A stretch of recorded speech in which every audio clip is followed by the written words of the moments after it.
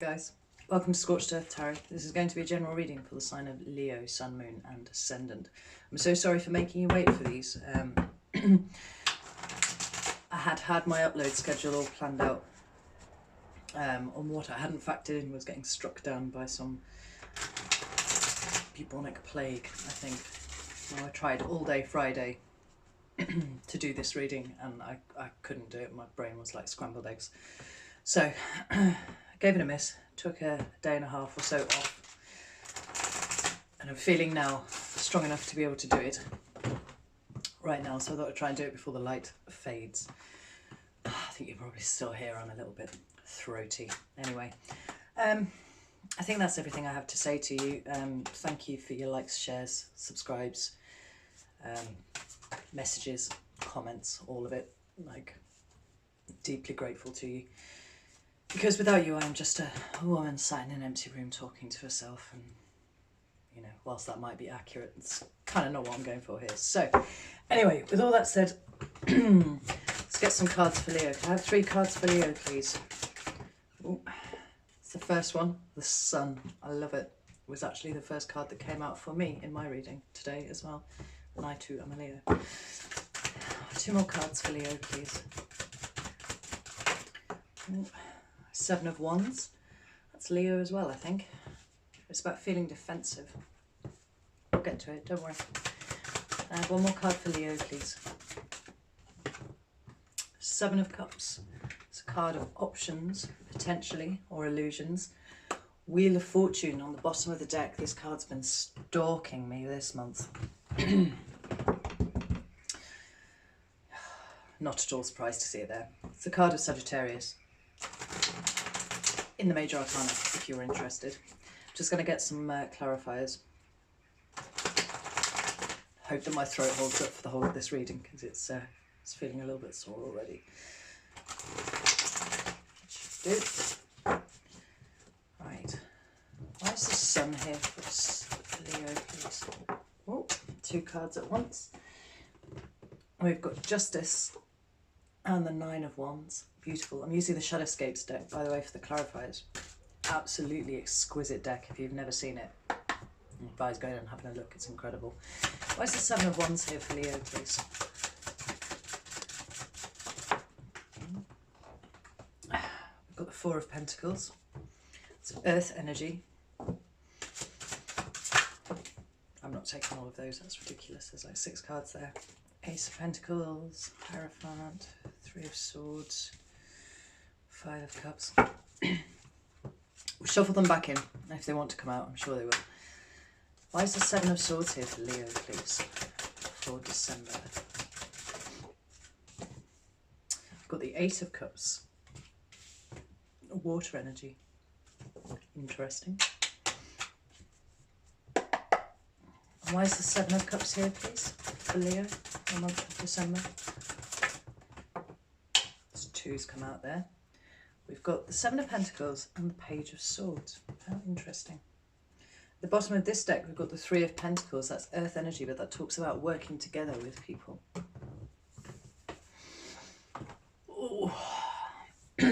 So, we start off nice and strongly with the Sun.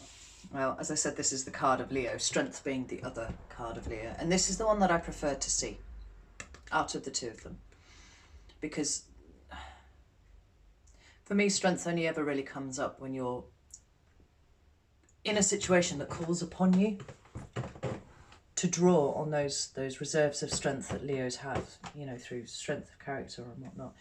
The Sun is the other side of the spectrum. You know, Leos are very playful creatures. At least they are, if they are not dealing with lots of baggage. It's a really clean, pure, innocent energy. And it's about fun. I mean, sometimes it can talk about children, but because it's Major Arcana, I feel like it's more than that. It's your inner child.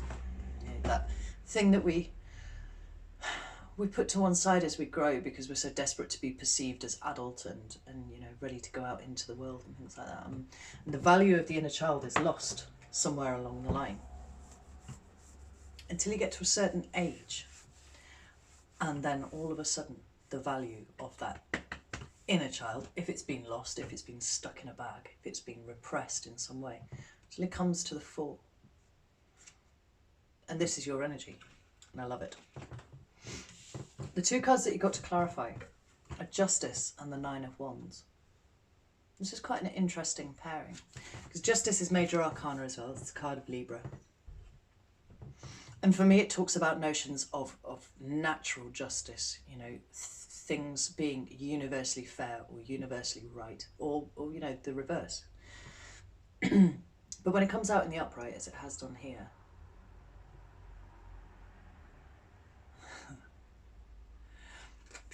I'm smiling because I've just noticed that there are butterflies all around Justice's head and scales and everything there. And a friend of mine the other day told me that she could see butterflies around my head. So there you go.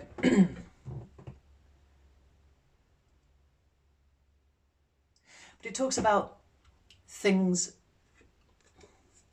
quite honestly, probably things that have been done to you that were unfair and unjust and things. It talks about you getting into alignment, but like putting these things in the right place in your head. Like for me, the fact that the Justice is coming out to clarify a card that talks about your inner child, that talks about, you know, keeping yourself fun and mentally able to play. You know, it's not about infantilization. Like this is a really important point. It's about taking innocent joy in playing, in having a bit of fun, in doing all those things that we're told that are actually kind of redundant because there's no productivity associated with it. I feel like you've chucked that out the window, and there's been some sort of difficult circumstances in your past, and I'm drawn to the fact that this woman's got she's got a red cord around her waist, but it actually looks a bit like a stab wound. It looks like there's blood pouring out of it. But she has a feather in one hand and she has the scales in the other. This is a person who understands that those ills that have been inflicted upon her were not of her creation, were not her fault, and she's not going to carry the baggage of it around with her any longer. You know, people project a lot, and quite often the most savage wounds that people inflict upon us are when they're projecting their own insecurities, their own doubts, their own, you know, low self-esteem, jealousy, envy, all of those base things. They're projecting them onto you, and they're holding you personally responsible. But Justice here is talking about balance. It's about you understanding that that is what that is and moving beyond it and not allowing it to affect you anymore. And then we've got the Nine of Wands, sorry. This epic beast here that this chap's riding on. And they're sitting on a rock, and I notice that there's a whole slew of people in the same position there, all on rocks, all sat on a fantastic beast with a wand aloft. In the original depiction, this is you know, a chap who's kind of beaten and battered and hanging onto his wand for dear life, and the wands around him, they almost look like a barricade to keep people out. And the received wisdom of that card is that it's knowing that you have to fight one more battle, even though you're probably in no fit state to do so. This card is different.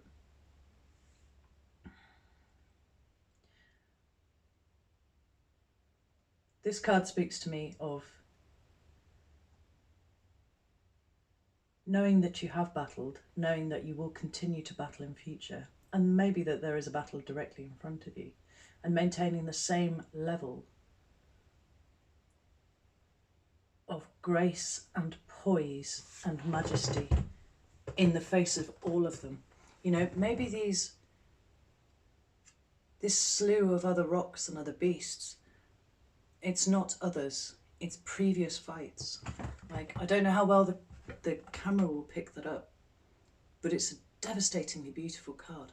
It's almost like this is every single one of the fights that you've had to muster to get up to this point, and the beast is still looking up proud and fierce, and this man sat astride the beast is also looking ready to fight. You know, it's fighting for what's right. Actually, this is what it is. You're not going to allow anybody to knock you into a position where you end up projecting, or you end up damaging yourself off the back of somebody else's projection. It's beautiful. I love it. But then we come to the Seven of Wands. Now, I'm fairly certain this is a Leo card. I'd have to look it up. I know definitely the Six of Wands is, and I think the Seven is. But this is a card of self-defense. Now, in other depictions, sometimes there's a child stood behind this man, and sometimes, you know, he stood astride the water, but this man is very deeply in the water, right? He's got both feet planted right in that waterfall there. And he doesn't actually look like he's in any danger of losing his footing. He's got his wand up and he's ready. And he's being sort of harangued by invisible forces down here. You know,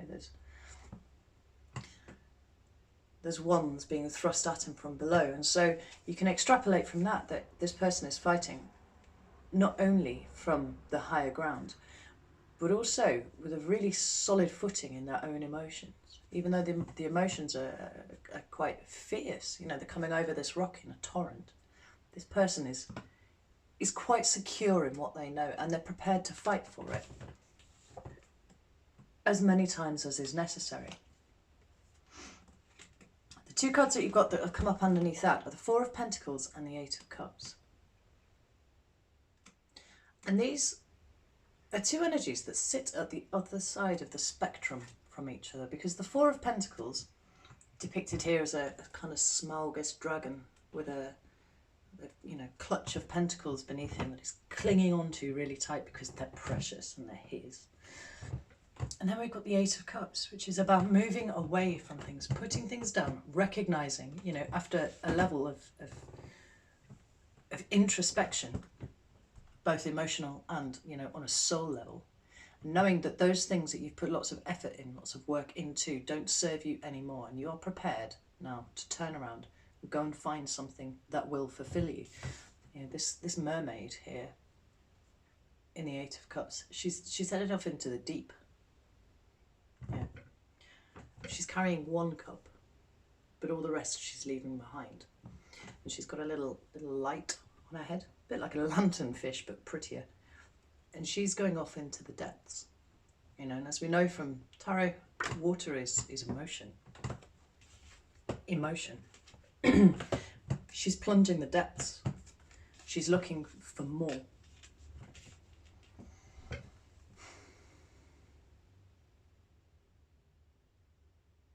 So this feels like it's a defense of your own emotions. You understand your emotions. You can sit within your emotions, and as Leos, those emotions tend to be quite fierce. They tend to be quite passionate. They don't tend to be understated.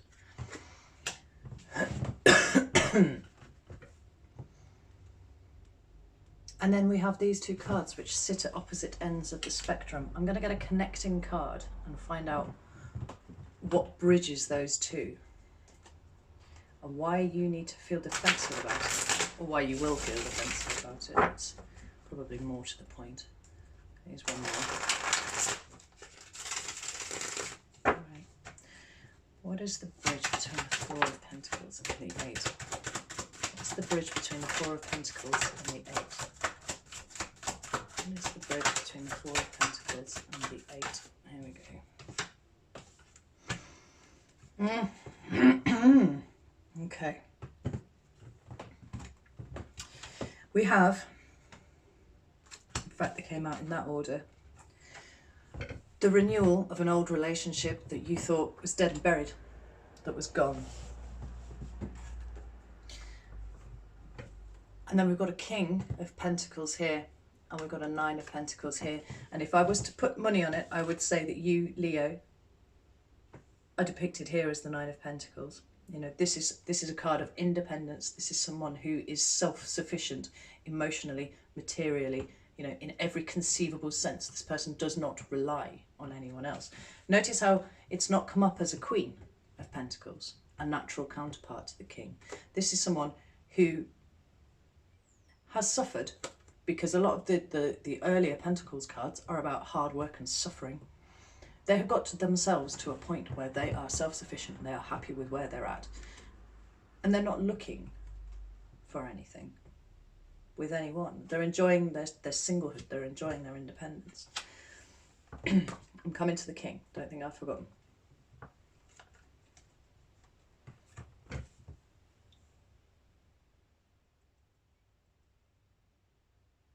And then we have these two cards here. And the Two of Cups talks about a partnership between two people. You know, if you offer someone your cup, and these two are literally on the brink of exchanging cups, this is an intimate relationship. It doesn't have to be sexually intimate. It can be a friend, it can be, you know, a co-worker, it can be a family member, whoever. It's someone that you're on the same page with, you know, and you've got a level of emotional investment in there. Judgment is about resurrecting things that are dead. These two cards came out underneath the Four of Pentacles, which is about holding on to things too hard. You know, the law of attraction talks about recognizing everything as energy. So there's money, resources, you know, emotional labor. Everything is energy. And if you cling to it too hard, what you do, and what you're effectively doing, is broadcasting an energetic air of fear, because you are afraid to let this go, because you are afraid that if you do, you won't ever have any more, right? Instead of going, here's this thing and I appreciate for what it is and I'm enjoying it while it's here, and it'll go, but something else will replace it, because that's how it goes, you know, energy in, energy out. This is clinging to something too hard. Maybe in the past, you did cling too hard to a relationship, to a friendship, to, you know, a partnership of some description. And you had to do an awful lot of work to get to the point where you could go, actually, do you know what? No, I'm done with this now. I'm moving away. And then here it is coming back. I can see how this would make you feel defensive, particularly since the person that's coming back, which may be a Capricorn, Virgo, Taurus. I mean, it might be, but it might not. It's just somebody who is, you know, quite well in control of their own material circumstances. Someone's a bit slow, can be a bit obstinate, to be honest. I'm not a great fan of the King of Pentacles. He's too interested in status and defining himself by his material wealth for me to be interested in him personally. But here's this relationship dead and buried that is coming back. And this person's coming back like a king here to you as a single person, quite enjoyably single, actually, I would say at the moment, you know, in charge of all of your stuff. And it's galloping in. And you're like, oh, I've got my hawk here, you know, I've got my little snail down here, I've got my pentacles on my grapevine. I'm not really sure I'm feeling this. It's making you feel defensive.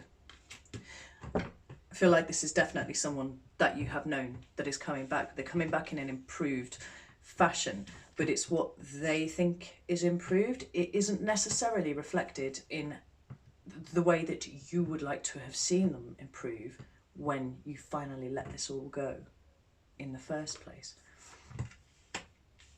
I get a strong feeling of that.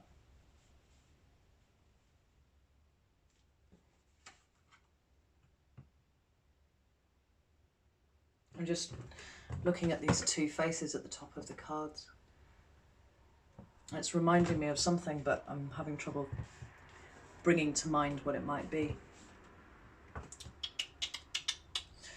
deck do I want to use? I'm going to use this deck.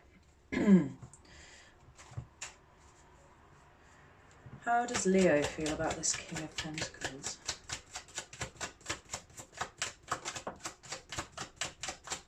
How does Leo feel about this King of Pentacles, please? Right, the only card that slowly drifted out there was the Hierophant in reverse. This way round, this talks about structure and hierarchy and commitment strongly. This way, I don't think you're interested, Leo, at all. And that's why you're feeling defensive. There's clearly, there's feelings here, there's emotions here. There's definitely something here because you stood right in the middle of it and you're ready to fight. But these two cards here, you've gone from one extreme to the other, right?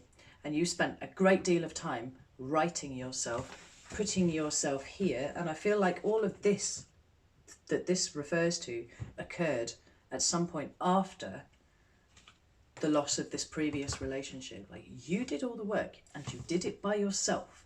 Where were they? You know, and to be fair, would you have done the work if they hadn't left? Probably not. So, you know, in the grand scheme of things, it was, you know, no doubt the universe is unfolding as it should. This was something that needed to happen, but they're coming back, and they're coming back in with slightly smug energy. I'm not a big fan of the King of Pentacles. But there's an energetic match there. You're both showing up as Pentacles, but this one's looking to impress and this one is not. Like, this is you and this is them. And how do you feel about that? Very non-committal. Not happy about the thought of compromising your single self, I think, perhaps. And this is something to think about as well, because you have to analyse whether there's a possibility that this energy and this energy, whether this has come about because of fear. Like, so much of what we do is motivated by fear. But if you are afraid of taking a step here with this person who has obviously made an effort to change, I get that very strongly. There's been an effort, and maybe it's what am I trying to say? Maybe it's a triumph of style over substance, but effort has been made, maybe in a slightly immature way. Are you now standing here in your independent self as you are, refusing to even consider the notion of this because you are afraid of slipping back into old patterns of behaviour, into an old cycle, into an old way of doing things? Because if you are, that needs a bit of analysing, because it's just as it's just as trapping to be in this energy as it is to be in an energy of this, afraid to move forwards in case you break everything that you've so carefully constructed around you. And, you know, this is quite a posed thing. You know, I think there's been some very careful construction. Maybe you've had a fake it until you make it kind of situation. I don't know. Give me another one for the King of Pentacles and the Nine of Pentacles, please. We got here death.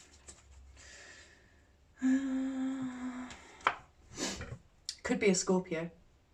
Leos and Scorpios have been all over each other in these readings for the last month or so. It's been quite baffling. If it's not a Scorpio, could be a Taurus as well, actually, just got to say. If it's not that, then this talks about transformation. This talks about the most profound kind of transformation that it is. I mean, I get a great deal of an impression that there was hurt, right? Nobody goes through this level of transformation here as you have done, you know, processing of all your shit and getting yourself comfortable like this without there being some pain as a motivator, right? Pain is the greatest motivator there is for humans, probably for most animals in the animal kingdom, right? So you've gone through this pain, you've turned it into something useful, you got yourself right, and then here they come in. Hey, I've changed a little bit. Do you want a fucking medal? Like, I feel like that's your energy. Like, but the fact is that there is an energetic resonance going on there, right? Even though you're not feeling it, even though you're like, wee, back off. Transformation, more transformation. But instead of it being a personal transformation, perhaps it's a transformation for the relationship. And Don't assume that this person hasn't had a level of transformation of their own, you know. Maybe they're not comfortable about sharing, you know, what a dark night of the soul that they went through. Maybe you don't think that they should have the opportunity to say that because they hurt you, not the other way around. And I totally get that. I understand that. But look at where you are now. I'm not saying what they did was okay, but look at the power that you now have as a result of working through that and building yourself up. Can I have one more card, please, for this King of Pentacles and Nine of Pentacles? One more card, please.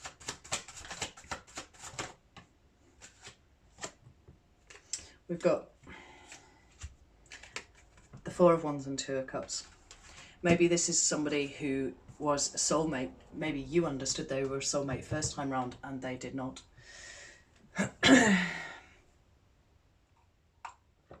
In the intervening period, they've got it, they understand, and they want to transform this now. But you're feeling very defensive. Hey, I don't blame you, not at all. So what you've got coming up for the month of December, the final card, it's the Seven of Cups. Now, in a standard depiction, this chap down here is usually silhouetted, and I would usually interpret that as being him being in the dark. You know, there's this dazzling array of cups in front of him, and they're so bright that he's literally silhouetted by it all. And there's a all that glitters is not gold kind of feeling that I get off that card. This one's slightly different. This one's got butterflies on it as well. Brilliant butterflies. Butterflies are about transformation too. But there are an array of different cups here with different things in, and not one of them appears to be bad. You know, there's treasure and there's a laurel wreath indicating victory, and there's a snake, which for me indicates wisdom and knowledge, which is a good thing. You know, there's a dove for peace, there's a winged hart, there's a castle.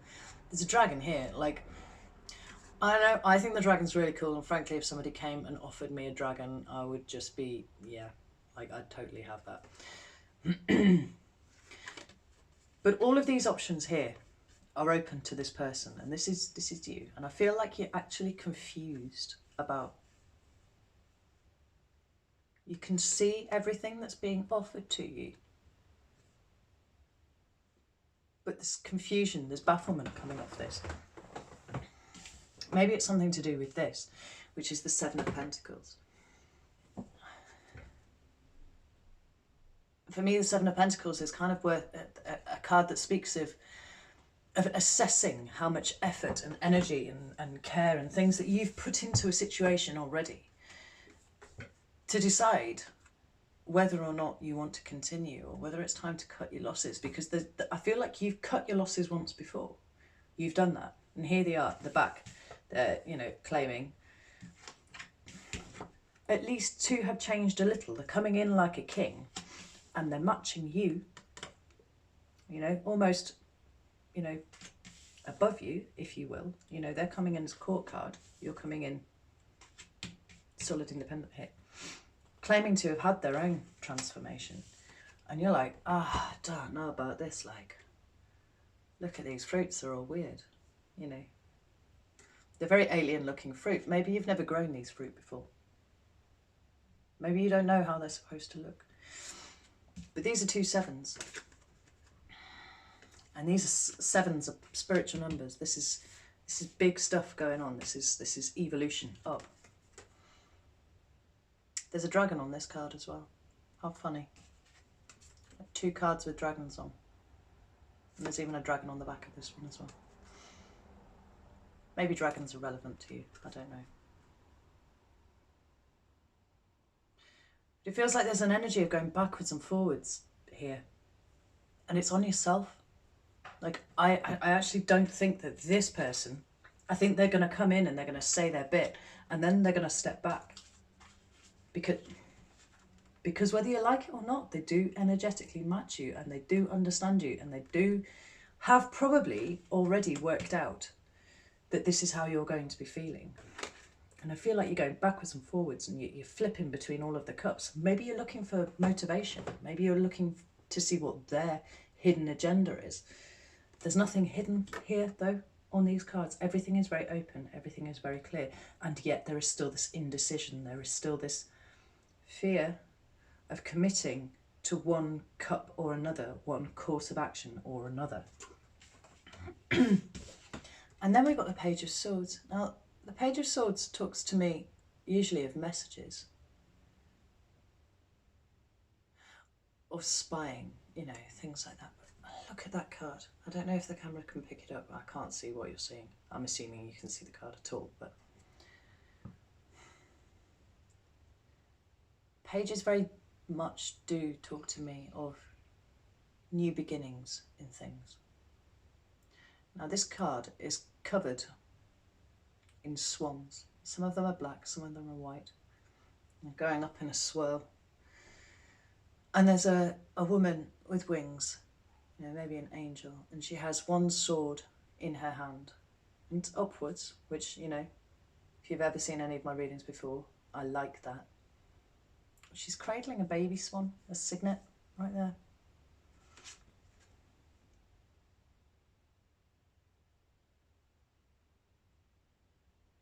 It feels like the page is here to say that at some point you will pick your sword. You will pick what you think is the truth and you'll move forwards with it. But because you're cradling this little cygnet, sorry. Every single one of these cards is cradling something. This woman here is cradling butterflies. This woman here is cradling fruit. This woman here is cradling a cygnet. Like, this is nurturing. This is caring for. You know, this is why this person's back, right? This person went off into the world. They left you, you know, behind, or maybe you left them behind. But either way, their treatment of you caused you to separate because you were not treated in the way in which you deserved. And so over time you have learned to treat yourself the right way. You have boundaries now. You have, you know, all of this stuff going on. But this nurturing energy that you have, the ability to care for things, the ability to grow things, you know, it's such a light touch. This woman's got a whole heap of butterflies in her hands that she's just released. Right? You cannot hold on too tight because you crush them. Off they go. This woman's cradling this really soft looking fruit. You know, it looks like a giant strawberry or something. I don't know. She's cradling it in her hands. And this woman here, she's holding this cygnet. She's cradling it in her hand. She's got a fucking sword in the other hand though. I mean, she's not afraid to fight. It's a combination of warrior and nurturer. You know, these are these qualities that this person really fucking values in you right here.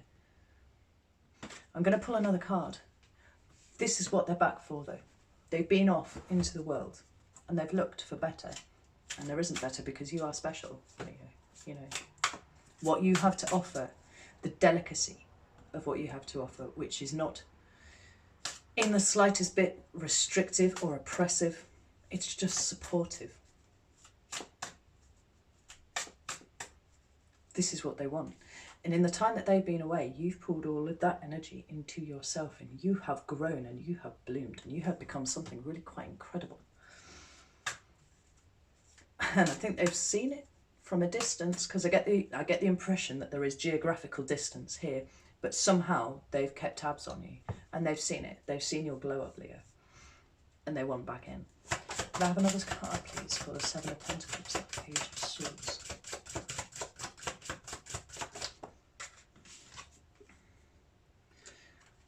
Four of Cups. Seven of Swords.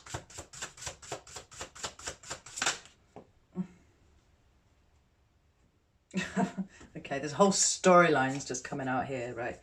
So the reason that you're flip-flopping around, even though you want this, probably for some time, you've probably low-key really wanted this. You've really wanted them to return. You've really wanted them to come back changed, to appreciate your value and all those kinds of things. What we've got here is the Four of Cups, the Seven of Swords, the Six of Swords, the Ten of Wands, and the Six of Cups. This is a soulmate, if not a twin flame. Like, some of you are dealing with twin flame situations.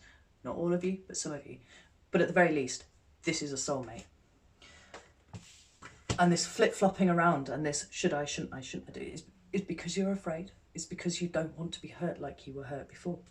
You know, the reason why you're contemplating rejecting this offer, even though you actually do quite want it, is because of fear. Because they behaved, Seven of Swords, in a really shitty way in the past. You know, they betrayed what you had to offer them and what you gave freely, you know, at probably no cost, or so you thought, you know. Six of Swords, and you left this behind. You know, whether you were forced to leave it behind for yourself, you know, whether they went and just left you, you know, as happens, or whether you had to stand up and go, no, I've had enough of this, I'm moving on now. You know, and Ten of Wands, and it was really, really fucking hard, really hard. I get it, Leo, I totally understand. Who would want to re-inflict this on themselves? You are different, and you know you're different to how you were before. The thing that you are really concerned about is how different they are, and whether, you know, whether they really have changed, but ultimately whether, if the pair of you do get back together, what fundamentally is going to have changed between you. Because they say they've changed, you know you've changed. But when it comes down to it, when there's energies mesh back, is that, has it going to have changed enough for you not to slip back into old patterns? Oh.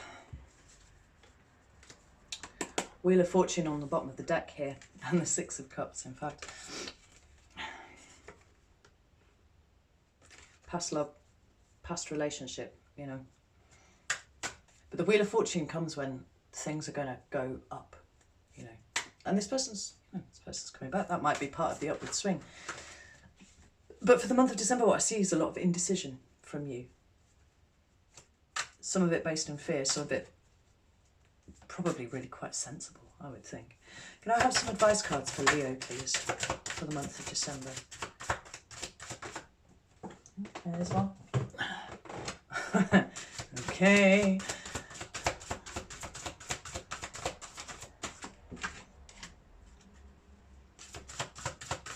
Okay. Right, I'll just go through these two because I feel Two of Cups at the bottom of the deck here now. I feel like these confirm what I've been saying, because this is the other thing. The first card that you got was the Nine of Wands, Sagittarius energy, I think. But this is what we had back here. But rather than this being, you know, a big majestic dude, and there's these echoes of all these fights that you had before where you've had to pick yourself up and move forwards, you know, all that kind of Leo strength going on. I think part of you really deeply fucking what's the word I'm after? Resents the fact that you've been put back into this energy. Like, no matter which way you decide to go, the fact that you are back here and even needing to consider it is something that I think you find greatly offensive. But then we've got the Ace of Cups, and I feel like what's being counselled here in this advice is don't build boundaries which you cannot pull back down again, because, you know, remain open to possibilities. Do you know what I said before about you having kind of gone from one extreme to another? Like, perhaps the situation where you are sat right now, you know, that has been very good for you and you've done a lot of work on yourself now, don't hold yourself there out of fear. You know, you need to remain open to new relationships, to new possibilities of love, because everybody should spend some time on their own at some point. They really should. You know, not enough people do it. I didn't do it for years. I spent, you know, it would be a matter of, you know, less than a month between relationships for me, because I needed the validation of being with someone. And there were just always lots of people around to do that with. But now, you know, I've been on my own for quite a long time now, and I'm cool with that. But maybe I'm guilty of doing that, you know, putting up my fences and my standards so high, you know, on purpose, that nobody is ever going to be able to climb over those, you know. Boundaries are a good thing, walls are not, right? And that's definitely what we're talking about here, as well as the resentment that I'm absolutely getting waves of. Boundaries are good. Boundaries, when it comes to your heart, are also good. But walls keep people out. Boundaries keep you safe. You know, and there is a difference. Try and remember that. I have one more. There we go. Hanged Man. The Hanged Man speaks of willing submission to a new way of seeing things, a new perspective, right? I think this person's coming in and they want to change your perspective on the situation. But for that to happen, you've got to willingly submit to it. Now, you do you. At the end of the day, I'm not going to tell you what to do, and absolutely at no point should you ever abdicate responsibility for what you do to a reader, right? You are in charge of your own destiny. But staying static in one position for too long is not good for anyone, right? And I feel like you've got comfortable here, where you are. But nobody ever grows by staying comfortable. Sometimes you have to push yourself outside of your comfort zone.